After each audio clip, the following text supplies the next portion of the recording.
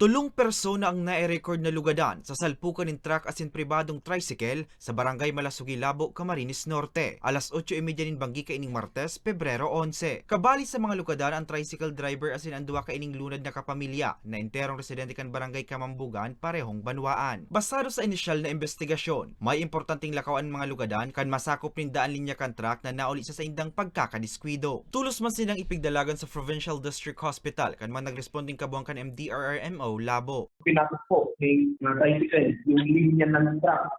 Kaya nagkaroon po ng big head on collision po ito. Na kung saan po na grabe po yung tama ng tricycle driver. Sa presente, nagpaparay pa ang driver kan tricycle, mantang nakaluwas naman sa ospital ang duwa kaining kapamilya. Makalisan 18 oras sa pagkakakulong, nakaluwas naman sa kulungan ang truck driver. Sa ngayon po, pigalan pa po kung anong i-issue ng truck driver kung magpapalaman po ang maintenance at pabayan ng kaso.